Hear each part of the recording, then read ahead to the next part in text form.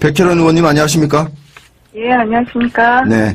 오늘 오전에 10시죠. 국회 귀빈식당에서 이제, 사당 원내대표들이 만나서 합의문을 채택할 예정인데, 그거에 대한 변동은 없습니까? 네, 지금까지는 특별한 변동은 없습니다. 네. 거기 이제 들어있는 내용들을 보면은, 몇 가지가 있던데요. 네, 지금 여야정 합의체 구성, 그리고 네. 개헌특위 연장, 네. 정치개혁 특위 신설, 그리고 추경 문제에 대해서는 안전한 합의에는 이르지 못했지만 그런 부분들이 지금 이야기될 것으로 봅니다. 네. 거기까지는, 추경안은 빼고 이제 자유한국당까지 합의해서 합의문에 들어가게 되는 겁니까? 추경 문제는 합의문에서 빠지나요? 어떻게 들어가게 됩니까? 지금 그 어떻습니까? 부분도 더 한번 논의는 해야 될 것 같습니다. 세 가지는 지금 합의가 된 상태이고요. 추경에 대해서 지금 자유한국당에서 완강히 반대하고 있지만 네. 오늘 또 어떻게 될지 모르는 것이기 때문에요. 네. 저희는 최대한 추경까지 합의안을 도출한다는 입장이기 때문에 네. 그거는 이제 오늘 회의가 끝나봐야 최종적으로 알 수 있을 것 같습니다. 국민의당은 추경 심사에 들어가겠다 이런 입장인 것 같고요. 네, 국민의당, 바른정당 네. 다 추경 심사는 할 수 있다 이런 입장으로 알고 있습니다. 그런 입장이기 때문에 자유한국당이 어떤 이제 입장을 취하느냐 그게 중요할 것 같은데 어떻습니까? 야당은 부실 인사 검증 논란과 관련해서 문재인 대통령의 5대 인사원칙 파기 논란에 대한 입장 표명, 또 국회 운영위 개최, 그리고 인사청문회 자료 제출, 증인태제 협조 이런 세 가지 사항을 요구했다고 하는데 어떻게 이 세 부분을 다 받아들이시기로 한 겁니까?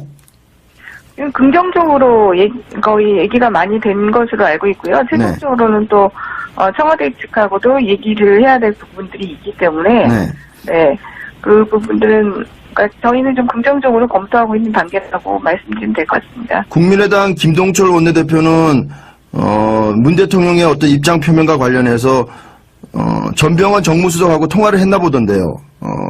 청와대에서 대통령의 책임 있는 입장 표명을 고심 중인 것으로 안다 이렇게 나왔는데 한 말씀 하실까요? 어떻습니까? 최종적으로 이제 대통령께서 그 결단을 내리셔야 될 부분이기 때문에 네. 저희 국회 입장에서는 지금 이제 이런 답답한 정국을 풀기 위해서 그런 것도 필요하지 않을까 이렇게 생각하지만 또 국민들의 입장에서 지금 이 현상에서 대통령까지 나서서 또 그 부분에 대해서 말씀하셔야 되냐 또 이런 여론이 높다고 한다면 다시 한번 또 생각해 볼 수 있는 부분도 있다고 봅니다. 사실 대통령은 수석 비서관 회의라든지 이런 청와대 회의를 통해서 입장을 몇 차례는 밝혔는데 말이죠. 이번에 이제 입장 표명 요구해 달라는 거는 따로 이렇게 춘추관이라든지 기자회견 석상에 서서 국민들을 상대로 직접 해달라 이런 요구가 강합니까?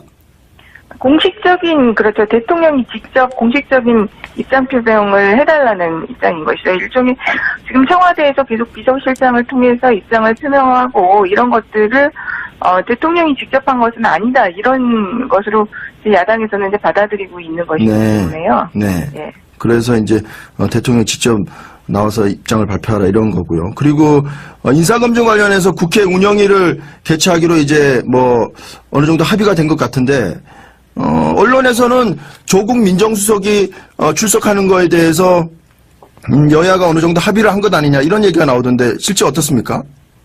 지금 저희가 일단 동의한 부분은 7월 중에 운영위 개최를 해서 업무 보고를 받을 수 있다 이런 부분으로 된 것으로 알고 있고요. 네. 반드시 그러니까 거기에 조국 수석을 출석시키겠다 이런 부분은 명확하게 얘기된 부분은 아닌 것으로 알고 있습니다. 운영위를 개최해서 이제 업무 보고를 받는 건데 그 해석이 이제 조국 수석도 출석할 수 있지 않느냐 이런 이제 해석인 거군요.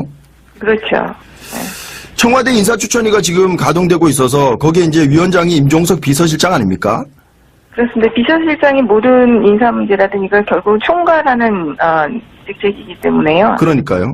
네. 임종석 비서실장도 이제부터는 모든 인사에 대한 책임은 나에게 있다 이렇게 얘기했기 때문에 운영위가 열린다고 하더라도 비서실장 정도가 나와서 입장을 표명하고 뭐 해명할 건 해명할 수 있겠습니다만 조국 수석까지 나와야 되겠냐 그런 또 시각도 있어요. 지금 그렇습니다. 민정수석이 출석한 전례가 거의 없습니다. 실제로. 인사 문제에서 검증 부분만을 책임지고 있는 부분이고요. 네. 운영위를 할 때는 기본적으로 비서실장이 나와서 답변을 하고 이런 것들이 관례이기 때문에 사실 야당에서 지금 조국 민정수석이 나와서 대답을 해야 한다는 것은 굉장히 정치 공세적인 성격이 강한 부분이고요. 네. 사실 쉽게 동의할 수가 없는 부분입니다. 만약에 조국 수석이 나온다고 한다면은 그것이 또 뭐 앞으로의 관행을 만들어간다는 측면이 있을 텐데 그렇게까지 할 의향은 없으신 거죠, 사실?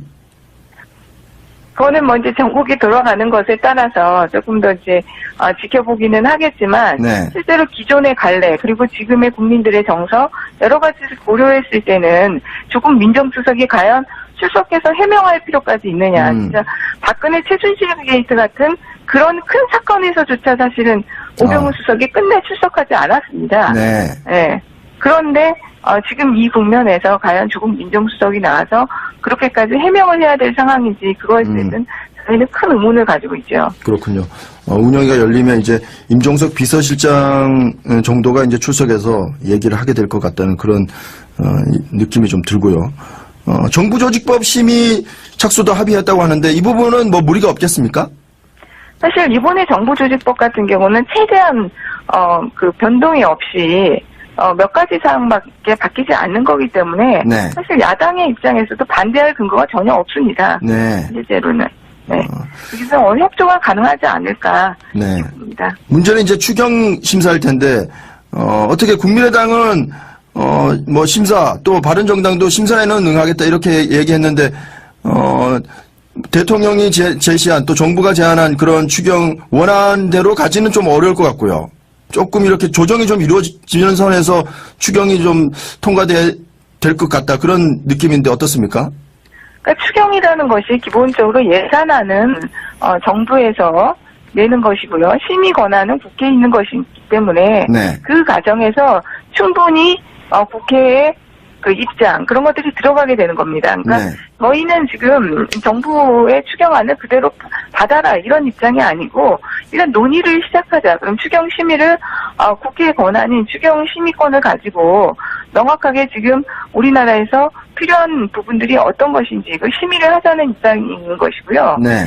그런데 그동안 자유한국당은 기본적으로 추경 여건 자체가 되지 않는다. 그렇죠. 추경안 심의 자체를 지금 거부하고 있기 때문에 네. 문제가 되는 것입니다. 그래서 당연히 그 추경안에서 국회 논의를 통해서 정부의 추경안 자체가 잘못된 부분이 있으면 그거에 대한 수정 그리고 더 필요한 부분 넣는 것 그런 것은 너무나 당연한 단계라고 봅니다. 네. 이번에 국회 이제 정상화가 되는 과정에서 국민의당 역할이 좀 큰 것 같은데요. 어떻습니까?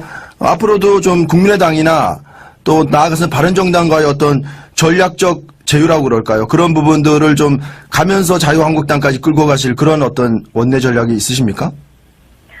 지금 그러니까 자유한국당 같은 경우는 반대를 위한 반대를 하는 안전한 발목 잡기를 하고 있는 그런 상황입니다. 네. 그렇기 때문에 저희가 아무리 설득을 해도 네. 쉽게 동의를 하시지 않고 있는 상황이기 때문에 네. 국민의당이나 바른정당 같은 경우는 또 그거하고는 다른 입장을 또 취하시는 부분들이 있어서 최대한 설득하고 함께 갈 수밖에 없는 것이고요. 네. 어제 국민의당 김동철 원내대표 같은 경우도 인사청문회는 협조를 하시겠다 이렇게 네. 밝히셨기 때문에 네. 국민의당과는 또 적극적으로 해서 인사청문회를 같이 할 수밖에 없고 어제 이제 특히 그 김현미 국토부장 청문회 채택 보고서와 관련해서 네. 국민의당에서 참석을 하셔서 정상적으로 채택이 되었기 때문에 저희 같은 경우는 국민의당 같은 경우는 최대한 함께 할 수 있는 부분들을 함께 해나가도록 노력하도록 하겠습니다. 네. 박지원 전 국민의당 대표는 뭐 그런 얘기도 했더군요. 지금 운영위원장을 한국당이 차지하고 있는데 만약에 여소야대인 상황에서 역지사지에서 야당이라면 이런 한국당의 입장도 이해해야 되지 않느냐 그런 취지의 얘기를 좀 하면서 조금 큰 그림을 그리면서 더불어민주당과 여당이 좀 이렇게 좀 생각을 하면서 가야 되지 않느냐, 뭐 연정까지 포함해서요. 그래서 국민의당은 자꾸 그런 식의 어떤 큰 그림을 얘기하고 있는데 더불어민주당에서 줄 어떤 뭐랄까요, 당근이라고 그럴까요? 그런 것들이 좀 있을까요? 지금 그거는 당장은 고려되고 있지는 않고요. 네. 뭐 야당을 최대한 설득해서 함께 국정을 이끌어 나가야 된다는 거에서 뭐 변함없는 엄칙입니다. 그렇지만 지금 뭐 당장 연정이라든지 네. 그런 부분들에 대해서는 고려는 하고 있지 않는 상황입니다. 네. 아무래도 호남에서 더불어민주당 지지율이 국민의당보다 월등히 높기 때문에요. 국민의당도 사실 부담을 느끼지 않을 수 없는 그런 상황인 것도 이번 이제 국회 정상화의 어떤 계기가로 작용했을 수 있겠죠. 그렇습니다. 그러니까 가장 중요한 것이 저는 호남은 또 호남대로 국민의당은 호남의 여론일 것이고요. 전체적으로 볼 때는 국민의 여론이라고 생각합니다. 그러니까 네. 지금의 전국을 정상화시킬 수 있는 것은 결국 국민의 여론입니다. 근데 지금 국민들 대부분이 야당의 어떤 문제제기나 이런 부분들에 대해서 동의보다는 새 정부가 출범하는 데 있어서 너무 야당이 비협조적인 것이 아닌가 이런 여론들이 많으시기 때문에 네. 그런 분들이 결국은 국회 정상화에 동력이 될 거라고 봅니다. 그러니까 지금 자유한국당 같은 경우도 계속해서 문제제기를 하고 계시지만 그것들이 국민들의 어떤 호응을 그렇게까지는 받고 있는 것이라고 보기는 어렵지 않은 상황 아닙니까? 네. 그렇기 때문에 자유한국당도 언제까지나 반대를 위한 반대만은 하고 있기는 어렵다. 이렇게 보는 것이죠. 어떻습니까? 홍준표 전 경남지사가 이제 자유한국당 당대표로 유력하다 이런 관측들인데 지금 연일 여러 가지 얘기를 하고 있어서요. 또 국민의당이 민주당에 흡수될 거다 이렇게 얘기했다가 또 박주선 의원은 딱이 맞을 얘기다 이렇게 또 얘기했는데 홍준표 전 지사가 후보가 당대표가 된다면 앞으로 자유한국당의 관계는 더 험난해진다고 봐야 되겠습니까? 어떻습니까? 지금은 이제 선거 과정이시기 때문에 네. 그런 부분들을 강력한 야당이라든지 저희 당에 대한 도가 넘친 그런 비난들 이런 발언들이 있는데 막상 당대표가 된다고 한다면 또 입장은 달라질 수는 있다고 봅니다. 그것도 두고는 봐야 될 것 같고요. 네. 이제 홍준표 전 지사 2기가 나왔기 때문에 말씀드리는데 네. 지금 자유한국당이 지금 전국에서 너무 발언들이 이어지고 있다고 생각합니다. 탄핵을 암시하는 듯한 또 발언도 했고 말이죠. 그렇습니다. 지금 문재인 정부가 출범한 지 50일도 채 되지 않았는데 이렇게 대한민국이 망하는 걸 바라지 않는다고 한다면 이런 탄핵 시사 발언까지 한다는 것은 정말 금도를 넘어선 것이라고 생각하고요. 네. 그런다고 해서 자유한국당의 존재감이 높아지는 것은 아니라고 생각합니다. 그러니까 건전한 비판이나 대안 제시 이런 것으로 국민적인 지지를 받을 생각을 하셔야지 대통령이 마음에 안 든다고 그런 발언 막말을 하시는 것은 결코 국민의 지지를 받을 수는 없다고 봅니다. 네. 백혜련 의원은 검찰 출신이니까요. 이번에 안경환 법무장관 후보자 물론 자진 사퇴했습니다만 그 과정에서 혼인무효 판결문이 이제 공개가 되면서 그걸 어떻게 입수했느냐 이런 논란이 있어서 검찰 내에 또 검찰 개혁에 반발하는 그런 조직적인 움직임이 있다. 청와대 관계자는 또 이렇게 얘기했고요. 우리 검찰 출신으로서 이번 문제는 어떻게 들여다보고 계십니까? 주광덕 의원이 밝힌 판결문 입수 과정 자체를 보면 판결문 입수 과정 자체가 위법한 것 같지는 않습니다. 네. 그런데 일반적인 관례에 비춰보면 자료 요구를 한 지 8분 만에 판결문을 받았다는 것은 조금 우아스럽습니다. 네. 실제로 너무나 짧은 시간 안에 그 판결문을 받았기 때문에 그 부분은 조금 실제적으로 납득이 그렇게 되지는 않은 상황이고요. 근데 이것이 이제 검찰 개혁에 반발하는 내부 조직의 움직임과는 바로 직접적으로 연관시키기는 어렵다고 봅니다. 왜냐하면 법원 행정처라는 조직이 검찰과는 굉장히 성격이 다른 집단입니다. 그렇기 때문에 그 문제를 바로 연결시키기는 좀 어렵다고 보이는데요. 다만 그 안경환 후보자의 낙마와 관련해서 이것을 바로 조국 민정수석과 연관을 짓고 네. 조국 민정수석에 대해서 공격을 가하는 것은 검찰 개혁에 반발하는 네. 충분히 연관될 수 있는 부분이다. 네. 이것 자체를 조국 수석에게 책임을 전가시키는 태도는 온당치는 못하다고 봅니다. 네. 또 우리 백현 의원 여성 의원이시니까 또 이 질문 하나 좀 들어보겠습니다. 탁현민 청와대 의전비서관실 행정관 이번에 또 과거 책이 좀 논란이 됐는데요. 제가 뭐 학창 시절에 임신한 선생님도 섹시하다 뭐 이런 얘기도 했고 또 뭐 다른 얘기도 했는데 제가 좀 언급하기는 좀 적절치 않은 것 같은데 이분의 어떤 사퇴를 야3당은 계속 요구하고 있는데 우리 더불어민주당은 어떤 입장이십니까? 지금 공식적인 입장은 없고요. 근데 네. 탁현민 그 행정관의 발언 내용이 도를 지나친 것은 맞는 것 같습니다. 그렇기 때문에 저희 여성 의원들 같은 경우는 그때 어제 의견을 좀 많이 나눴는데요. 청와대 측에 부적절한 행동이고 그거에 대한 조치가 필요하다는 입장은 청와대에 지금 저희가 전달한 상태입니다. 그렇게 전달하셨군요. 네. 그러면 이제 어떻게 탁현민 행정관의 어떤 결단을 좀 촉구하시는 그런 입장이신 건가요?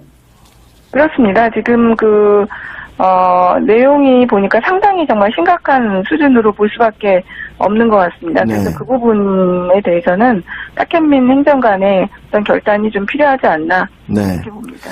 알겠습니다. 국정농단 사태 관련해서 마지막으로 한 질문만 드리겠습니다. 정유라와 박근혜 전 대통령이 수차례 통화한 것으로 지금 나오고 있는데요. 박 전 대통령은 정유라를 어릴 때 한번 보고 못 봤다 이렇게 얘기를 했었는데 그것이 이제 거짓말로 좀 드러나는 것 같은데 이 부분은 어떻게 보십니까? 그렇습니다. 요번에 정유라 씨에 대한 구속영장이 또 기각이 됨으로써 국민들에게 굉장한 실망감과 분노감을 지금 일으키고 있는데요. 네. 저는 그 영장 기각을 보면서 이게 법원에서 너무 그러니까 그 구속 사유에 증거인멸과 도주 우려라는 구속 사유가 있습니다. 근데 거기 너무 형식 논리적으로 매몰된 것이 아닌가 이런 생각을 해보고요. 지금 정유라가 결국은 어머니인 최순실 씨에게 거의 모든 책임을 정하고 있지만 네. 여러 가지 그 조사 과정에서 실제로 본인이 했던 부분들이 많이 있습니다. 보면. 네. 그리고 변명과는 다르게 결국은 실제로 삼성 측으로부터 말이 온 과정, 말 세탁에 네. 대한 부분, 그리고 그런 부분들에서 많이 실질적으로 관여한 부분들이 있기 때문에 네. 이 박근혜 최순실 게이트의 최대 수혜자인 정유라에 대해서도 좀 더 엄격한 구속 사유를 적용시켰어야 되는데 그 부분이 좀 아쉬운 부분이 있고요. 네. 대통령과 현직 대통령일 때도 정유라와 수차례 이제 정유라와 통화를 했다는 사실, 이 사실이 재판에 어느 정도 영향을 주겠습니까?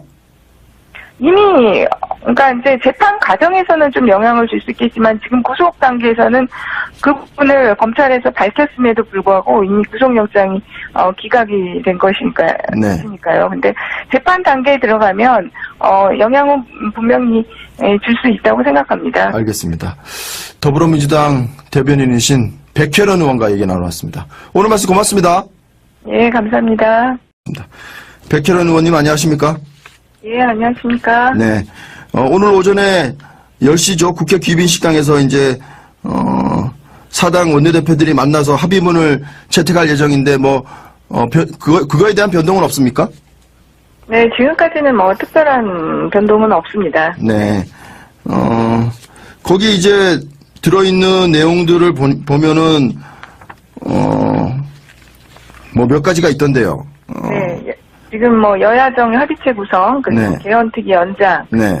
정치개혁 특위 신설, 그리고 추경 문제에 대해서는 안전한 합의에는 이르지 못했지만 그런 부분들이 지금 이야기될 것으로 봅니다. 네. 거기까지는, 추경안은 빼고 이제 자유한국당까지 합의해서 합의문에 들어가게 되는 겁니까? 추경 문제는 합의문에서 빠지나요? 어떻게 들어가게 됩니까? 지금 그 어떻습니까? 부분도 더 한번 논의는 해야 될 것 같습니다. 세 가지는 지금 합의가 된 상태이고요. 추경에 대해서 지금 자유한국당에서 완강히 반대하고 있지만 네. 오늘 또 어떻게 될지 모르는 것이기 때문에요. 네. 저희는 최대한 추경까지 합의안을 도출한다는 입장이기 때문에 네. 그거는 이제 오늘 회의가 끝나봐야 최종적으로 알 수 있을 것 같습니다. 국민의당은 뭐 추경 심사에 뭐 들어가겠다 이런 입장인 것 같고요. 네, 국민의당, 바른정당 네. 다 추경 심사는 할 수 있다 이런 입장으로 알고 있습니다. 그런 입장이기 때문에 뭐 자유한국당이 어떤 이제 입장을 취하느냐 그게 중요할 것 같은데 어서 입장을 뭐 몇 차례는 밝혔는데 말이죠. 이번에 이제 입장 표명 요구해달라는 거는 따로 이렇게 춘추관이라든지 기자회견 석상에 서서 국민들을 상대로 직접 해달라 이런 요구가 강합니까? 공식적인, 그렇죠. 대통령이 직접 공식적인 입장 표명을 해달라는 입장인 것이죠. 일종의 지금 청와대에서 계속 비서실장을 통해서 입장을 표명하고 이런 것들을 대통령이 직접 한 것은 아니다. 이런 것으로 이제 야당에서는 이제 받아들이고 있는 것이기 때문에요. 네. 예. 그래서 이제 대통령이 직접 나와서 입장을 발표하라 이런 거고요. 그리고 인사검증 관련해서 국회 운영위를 개최하기로 이제 뭐 어느 정도 합의가 된 것 같은데 언론에서는 조국 민정수석이 출석하는 거에 대해서 여야가 어느 정도 합의를 한 것 아니냐 이런 얘기가 나오던데 실제 어떻습니까? 지금 저희가 일단 동의한 부분은 7월 중에 운영위 개최를 해서 업무 보고를 받을 수 있다 이런 부분으로 된 것으로 알고 있고요. 네. 반드시 그러니까 거기에 조국 수석을 뭐 출석시키겠다 이런 부분은 명확하게 얘기된 부분은 아닌 것으로 알고 있습니다. 운영위를 개최해서 이제 업무 보고를 받는 건데 그 해석이 이제 조국 수석도 뭐 출석할 수 있지 않느냐 이런 이제 해석인 거군요. 그렇죠. 청와대 인사추천위가 지금 가동되고 있어서 거기에 이제 위원장이 임종석 비서실장 아닙니까? 그렇습니다. 비서실장이 모든 인사 문제라든 이걸 결국 총괄하는 직책이기 때문에요. 그러니까요. 네. 임종석 비서실장도 이제부터는 느낌이 좀 들고요. 정부조직법 심의 착수도 합의했다고 하는데 이 부분은 뭐 무리가 없겠습니까? 사실 이번에 정부조직법 같은 경우는 최대한 그 변동이 없이 몇 가지 사항밖에 바뀌지 않는 거기 때문에 네. 사실 야당의 입장에서도 반대할 근거가 전혀 없습니다. 네. 실제로는. 네. 그래서 협조가 가능하지 않을까 네. 싶습니다. 문제는 이제 추경 심사일 텐데 어떻게 국민의당은 뭐 심사 또 바른정당도 심사에는 응하겠다 이렇게 얘기했는데 대통령이 제시한 또 정부가 제안한 그런 추경 원안대로 가지는 좀 어려울 것 같고요. 조금 이렇게 조정이 좀 이루어지는 선에서 추경이 좀 통과될 것 같다 그런 느낌인데 어떻습니까?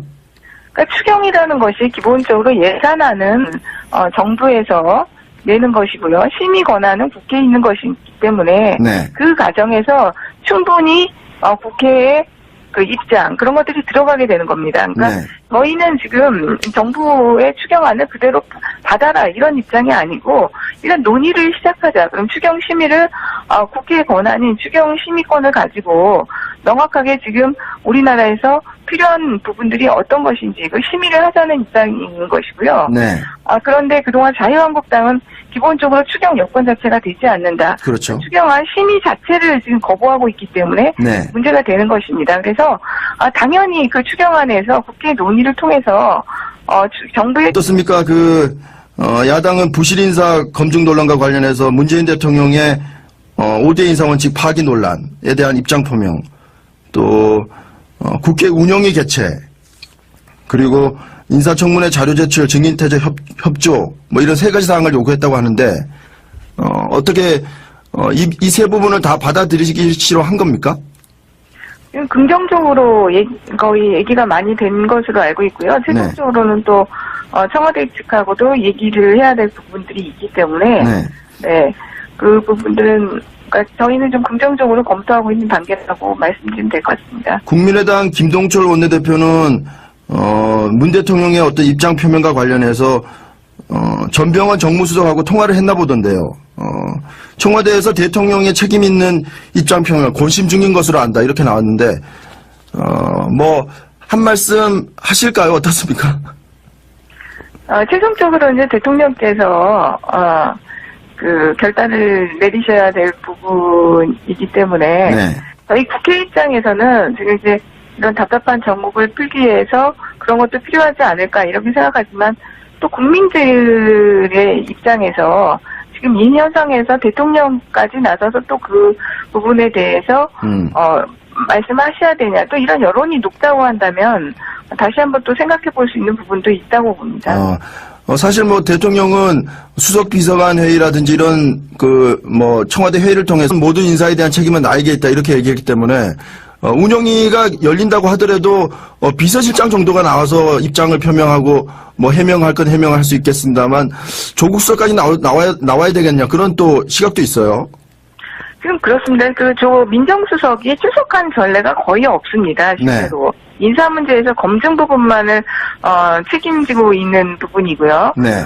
운영위를 할 때는 기본적으로 비서실장이 나와서 답변을 하고 이런 것들이 관례이기 때문에 사실 야당에서 지금 조국 민정수석이 나와서 대답을 해야 한다는 것은 굉장히 정치 공세적인 성격이 강한 부분이고요. 네. 사실 쉽게 동의할 수가 없는 부분입니다. 만약에 조국 수석이 나온다고 한다면은 그것이 또 앞으로의 관행을 만들어간다는 측면이 있을 텐데 그렇게까지 할 의향은 없으신 거죠, 사실?